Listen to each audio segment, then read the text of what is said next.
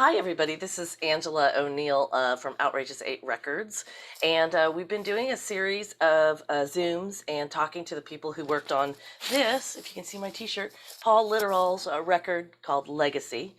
It was so difficult to get the record done, as we've discussed in some of the other Zooms during COVID, with shutdowns and all that. And in general, it's hard to get records done these days. We were lucky enough to run into our friend Bill Bodine on a day and say, Bill, do you think you could possibly help us do this record? And he did. And somehow he boonswaggled his beautiful wife into helping us as well. May I introduce Beth Andersen with an E? Almost all of my credits are misspelled with an O. Almost all. And the E, is it Swedish or Finnish, or does it, the spelling have to do something with the derivation? Yes. So the E is from my grandfather was from Norway. So the E for me is Norwegian. It can also be Danish because the Danes invaded Norway at one point. So Got it.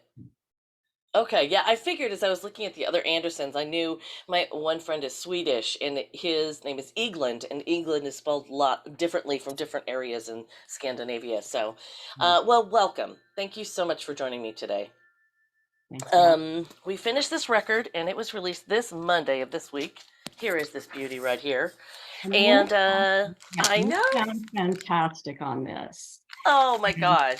I was listening to it when one of my young adult students was walking up the stairs and she went, well, she sounds great. And she'd never heard that song. And the songwriter.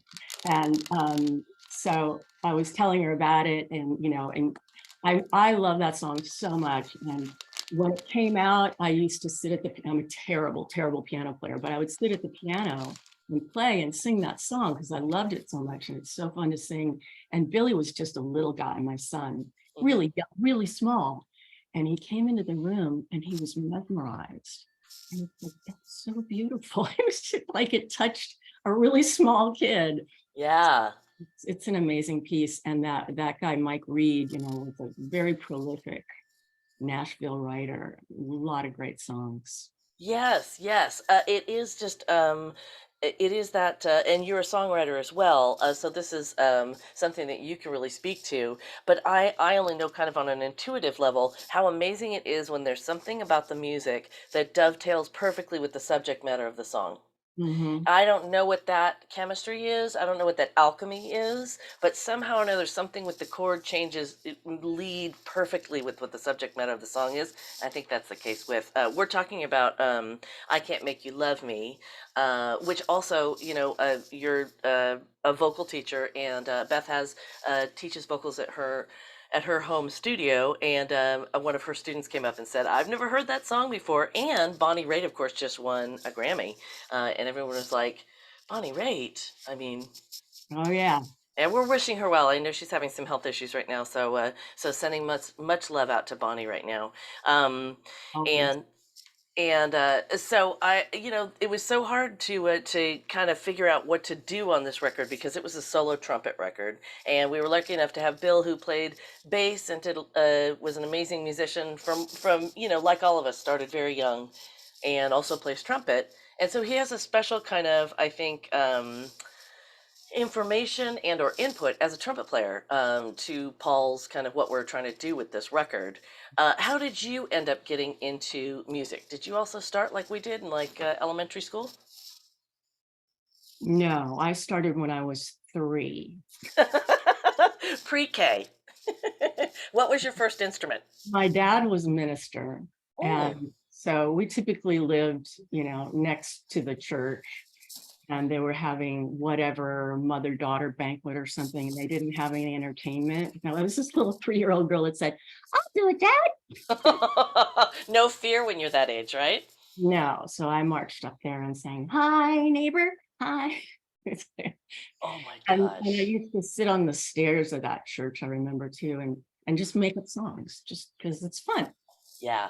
Um, And then you spent a lot of your life doing that. So that started a pattern, making up songs. yeah, pretty surprising. But so I played cello for 4 years, which wasn't my choice.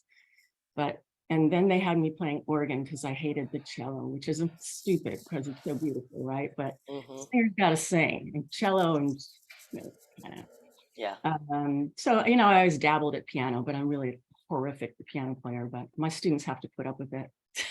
Well, I mean, look, I guess for the people who are just maybe wanting to get into the music industry, which is a lot of the people I think who watch these YouTube interviews and stuff, I think it's important enough to be able to read music. It helps you later.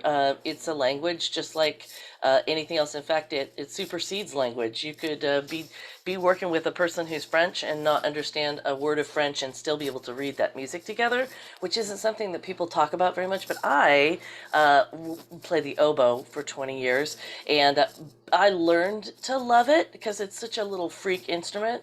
And but reading music at that time, it was such a discipline for me. It did not come to me naturally. I was a very intuitive musician, so for me to actually sit down and do Mary Had a Little Lamb 5 billion times to learn it right took some discipline, and I think it does for everybody. What do you think of like that kind of talent versus then the discipline of music? Well, talent makes it easier, that's for sure. The discipline, particularly for instruments like piano, I mean, you really have to practice that beast. Singing, so I started teaching this way. My teaching, I've never advertised and I don't audition. It's like, if you can find me, I will teach you. That's the funniest thing I've ever heard. Okay, I love that.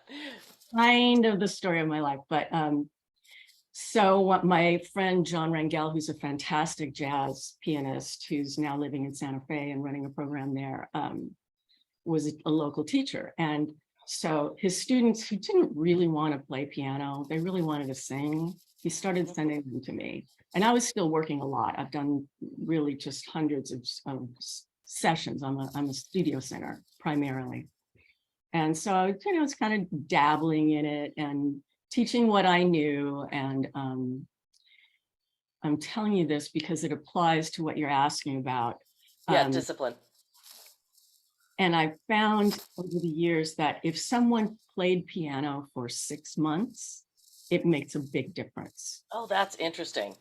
The singers that come in who never played an instrument, and the singers who they think it doesn't count because they only played for 6 months, I see a huge difference. Huh. And I have this girl who's got pitch problems and her brother plays piano. And I said to the mom, did you ever have her do piano lessons? No. So I've never known a pianist who has bad pitch because the piano naturally teaches that. Oh, that's fascinating. And the brother, we're working on a piece and he didn't quite know it yet. And I said, take this music home, sit down at the piano and learn the intervals. And what happened was he understood the song so much better because it had a lot of time signature changes. Right. The whole thing made more sense to him when he could look at it that way. Yeah. So I encourage everybody to take up an instrument at least for a while, but singers want to sing. And a lot of us tend to be a little on the lazy side when it comes to really hammering down on other instruments. Yeah. That's what I see a lot. It's funny that you should say that because I definitely it's one of those things. It is as easy as talking, right? Like singing is, and so there's something about it that it's hard to. I do it while I'm driving. There's a lot of driving in LA, so whenever I'm driving, I'm rehearsing basically. And when I don't feel like singing, since I played wind instruments, I'll just sit down with a piece of music and play flute. And the reason I do that is because then it gets me back into looking at the page a little bit more. Singing, you're so interpretive and all that, and you want to kind of get away from the page, but in a way you want to balance, don't you? I think me as a musician, I'm always threading that needle. And especially when I'm performing, I want to actually forget the lyrics, but then you can forget the lyrics, right? Like that's the problem. You want to be so into it and so engaged in it, but you have to you have to balance yourself staying just on the side of linear thinking so you can actually remember what you're doing. And I read years ago that actually where lyrics come from in your brain and where music processes in your brain are two different areas in your brain. That totally makes sense to me. So it's just really interesting about being a singer specifically. Because I'm a singer and I'm a huge fan of yours. Your singing is amazing. Um, and so how as a teacher, what do you find kind of as you have students? I know you have a bunch of students who are performing right now because it's the end of the school year. Did I get Yeah. that part right? Okay. And what do you find the most engaging about those young singers who are coming to you? I guess they're high school age. Is that the right age? Or elementary? I try to refuse singers who are kids who are too small. And Okay. uh my the oldest student I ever had was 70. Oh my gosh, really? That's And awesome. he was a lawyer, and he fought for elder rights. And he said singing was the only time he wasn't worried. Huh. So I love that. I mean, I also have some amazing, talented musician, singers, songwriters right now. And so a lot of that is trying to get into the industry and all that, which is always a tough question. Yeah, yeah, But it's just very rewarding to watch people grow, yeah. and help them access something that they so desperately want. And it works, Yes. and they get it. And I just love that, when I see it happen for them, it's really rewarding for me. Yeah. Well, it is funny too, because what's very obvious to some other people is often obscured by us. Like we often can't see what other people see very obviously from the outside. I'm sure that's true with vocalists as well, and I'm sure that's true of me. um, but it's a fascinating thing trying to pass something on like music. Do people come to you with like I know I went to my vocal coach with a tune that I had learned, but I had learned it wrong. I learned Lullaby of Birdland, which I had never done before, and I learned the intervals in that song. And since I'm a musician, I memorized it, and I memorized the intervals wrong. Mhm. And I struggled trying to go back and redo that brain thing to find that interval right. And what I actually had to do was go listen to another singer sing it in a different key. And for some reason, that actually worked for me. What do you find that people come to you with to try and solve? Are they trying to sing a particular song? They're trying to break through, have a different texture in their voice? What is generally speaking, what do people come to you Well, with? first, let me say I have that same thing with Corcovado, Quiet Nights or Quiet Stars, where I learned one of the intervals wrong. And I even recorded it with the wrong interval. And we actually changed some chords. So we really messed with it. As you can. That takes me to another story. So, Okay. but your question was, what do people come here for? So what I find that I have to work on the most is building a head voice. Hmm. I find that people just, it's not typically worked on. Everybody wants to belt away, and then they get to a point and they got nothing. Right. So, we build a head voice, and I was blessed with a fantastic mentor, Kathleen Rowland Silverman, who is an opera star, opera singer. Mm. And I have a very high voice. I'm a coloratura. Hmm. And I did lots and lots of sessions, and I was doing a lot of movie sessions. And so I wanted to sing opera for fun. And it's really fun. And what I discovered was studying with her made me a much better belter. Mm.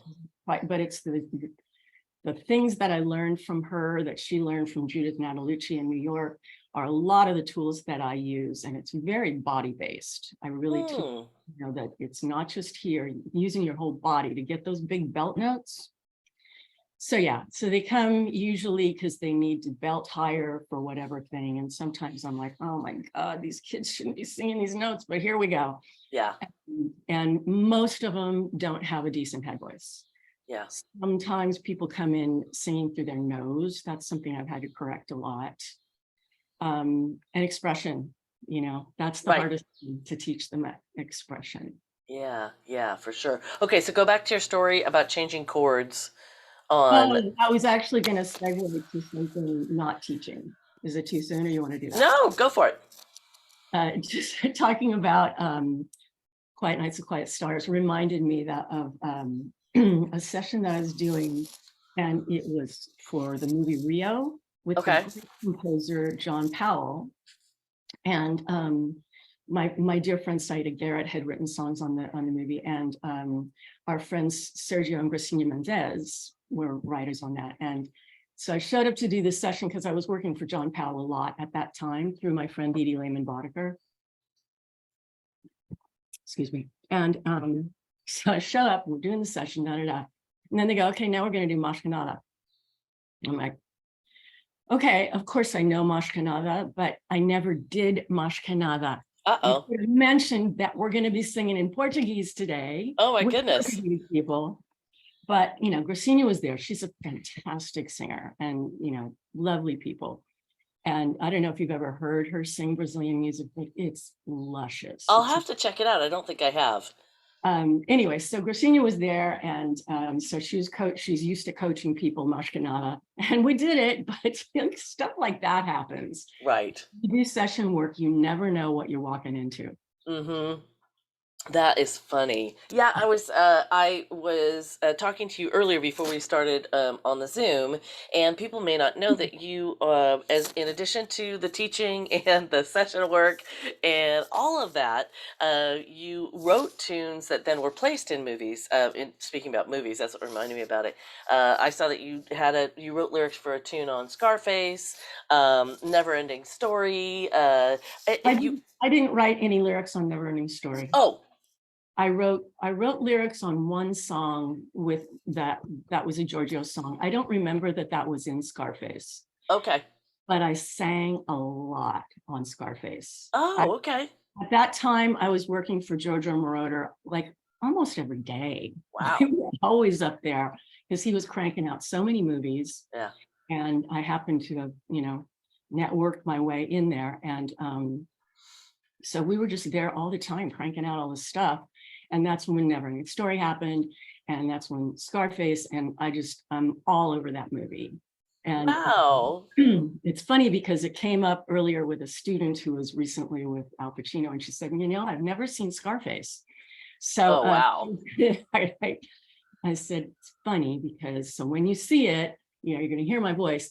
And there was one song that I did, and then, you know, it's called Dance, Dance, Dance. It's, you know, dance is fun. And I went to see the premiere, and when he walks in the room in the restaurant and they machine gun everybody, I'm singing Dance, Dance, Dance. Not something everybody aims for, just saying. Oh my God, that's too funny. I know you probably, a person probably can't have very much control over where things are placed in the actual movie, which is a funny thing about doing those projects. Now, how did you, in the meantime of doing all of your many multi-talented things that you do in music, how did you run into Bilbo Dean? In the studio. Yeah. I was singing with our dear friend Joe Pizzullo, who's a fantastic singer. And Jeannie Arnold, who's also a great singer, and an old friend of mine, Tom Saviano, who's a great sax player, was producing, and so Joe and Jeannie and I were singing in the studio, and then this face appeared and started making funny faces at us. Okay. What can I say? I have a weakness for funny faces. Was he playing bass on the session? He had, but he was just dropping by. Gotcha. So, and you know, he's very, very close friends with Joe Pizzullo. So he was there as his friend, and I was there, and that's what happened. Yeah, that's a great story, actually. That's a Hollywood story. And we were lucky enough to have you on our record because, of course, you guys are married. And we were talking about various tunes that we might do. And one of Paul's favorite artists is Tom Waits. And we ended up doing a beautiful cover that you sang on of Shiver Me Timbers. It's such an interesting take on that tune, and you did such a beautiful job on it. As there was something particular about that tune, or the subject matter, or the feel of it that kind of inspired you. So first of all, I too am a Tom Waits fan, And I always remember there was one record, you're listening along and there's this lyric goes, everything you can think of is true. Fish ran away with a spoon. So a fish ran away with a spoon. Where does this stuff come from, Tom? Yeah. In Heart of Saturday Night. So I was thrilled that anyone asked me to sing a Tom Waits song. Yeah. I don't think it would have occurred to me. And certainly it wouldn't have occurred to me to sing the song. But I guess, were you in cahoots on this, or was this just Paul's thing? No, actually, I was in cahoots in terms of choosing it because we all chose, what was going to end up on the record together.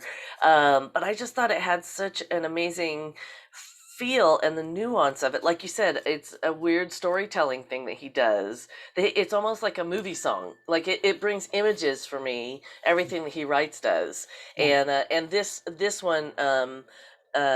Obviously has so many evocative images. This tune does, and I felt like you interpreted it in such a way that it just materialized or nailed down into reality those images that his lyrics bring for me. Thank you. That was my goal for sure. So, at first, I was thrilled to be invited to join you all on the record and to be asked to do a Tom Waits song. I went, yeah, I'll do that. And it was such an interesting choice to have a woman sing it because Yeah, we yeah, always the guys do the leaving, but that's not always the case. not so much, especially these days. Yeah. So And I got in there, and Bill didn't want it to go to sea shanty, and so I started thinking about the intensity of this. The woman leaving her family that she loved and her friends, like this unbearable desire to go do this thing. It was really very torn feeling yeah, be doing that. I Um, got that. I got that from your take on it. I got how heartfelt it was. I think you really communicated that. It's beautifully done. And again, I think you and Bill did a beautiful production job on the tune. It ended up just beautifully. It all just matches. It feels very integral, which is so important. There is no really right or wrong, but it being integral and making sense is kind of an amazing thing to do. right. Um, I thought the horn arrangement was just wonderful.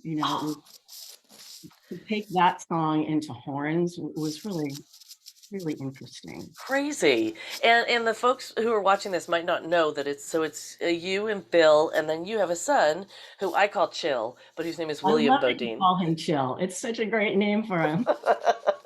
I don't know. I was in the studio with them both, and I had to name one of them not Bill.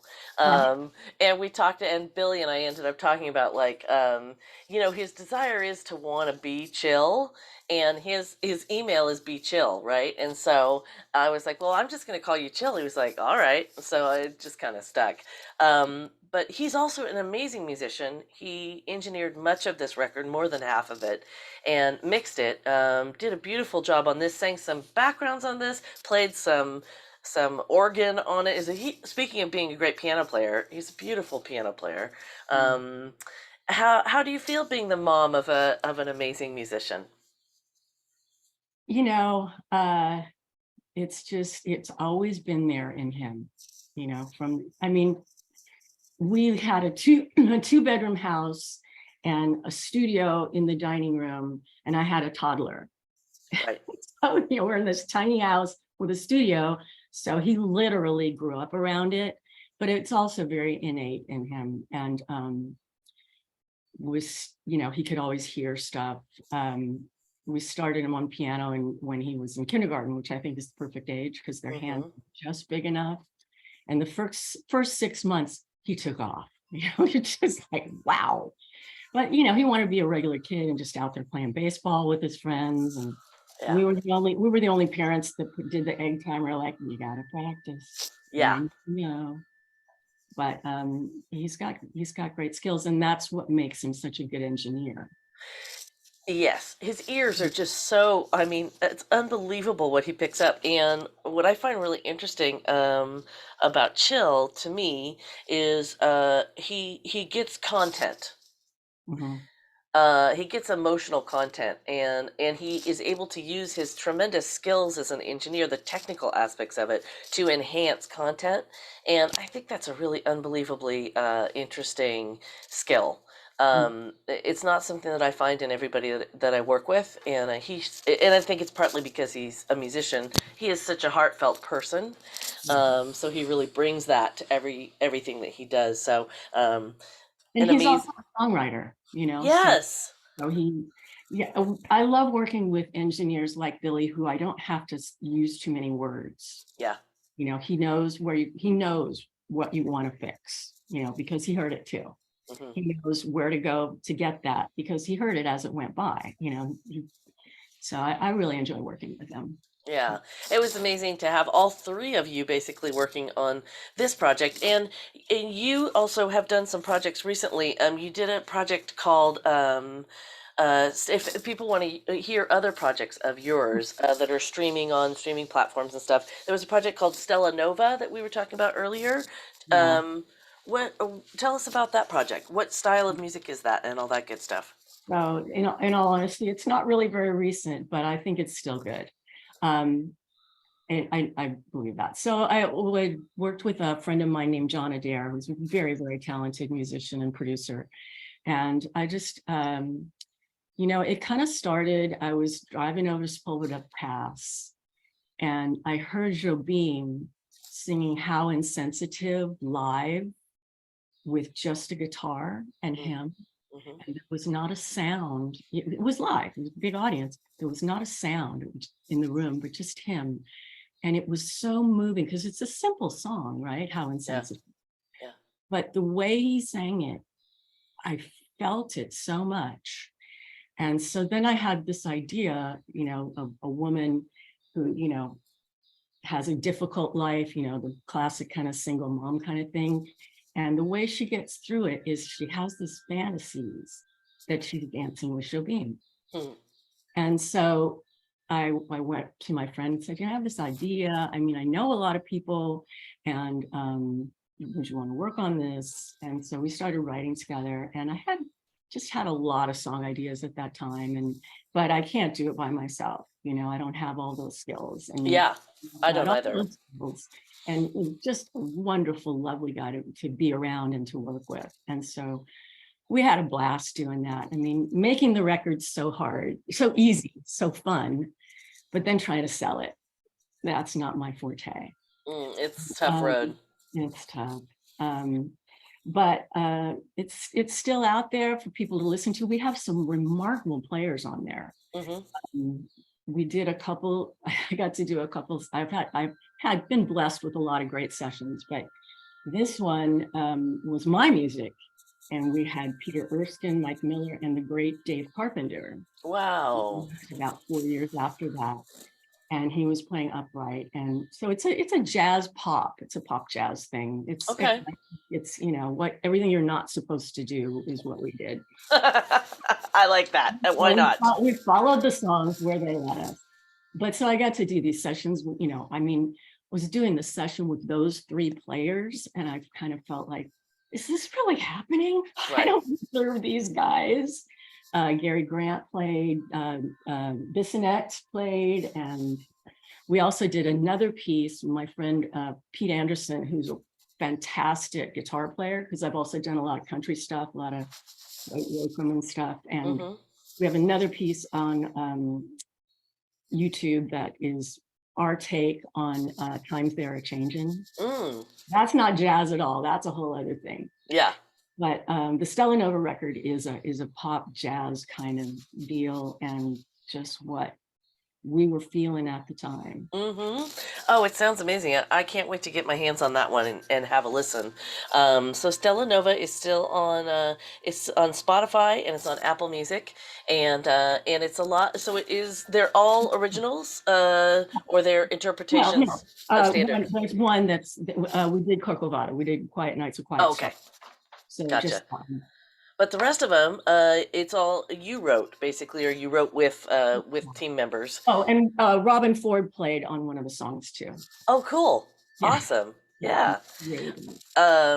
So that is, if you wanted to hear Beth Andersen with an E's other projects, this is a great one to listen to. In addition to so much songwriting, being an amazing vocal coach, being an amazing session player. I mean, I can't. It's kind of like the breadth of your work is pretty overwhelming. I kind kind of don't even know where to start. You've done so much stuff. I mean, you should be so proud. You have done so many things in so many different styles. It's absolutely fascinating. I guess the point of it is a musician is a musician is a musician. It's not really limited to a certain style necessarily. You've written for lots of different kind of artists, and you have the beautiful gold records to prove it. And it's just amazing, actually, even that we were able to work on something together. And again, I know Paul Litteral was very grateful. He loved this tune. I know he was gobsmacked by your guys' take on it. It's a beautiful piece. And the record came out this last Monday, and the reviews are starting to come in, and people are really liking the record. It's very eclectic. I mean, it has from Shiver Me Timbers to Desperado with strings. It's definitely eclectic. I don't even know if you can really pigeonhole it to a style or not. But we kind of did the same thing. We let the record take us where it wanted to take us. And I think people are really liking it. So I'm very grateful to you. Thank you so much for taking some time. I know how busy you are right now. Thank you so much for spending a little bit of tea time with me. And really appreciate it, and good luck with the new puppy. And we'll talk soon. Thank you so much, Beth Andersen, for being with me on the Zoom. Appreciate it very much. Thanks, Angela. Okay.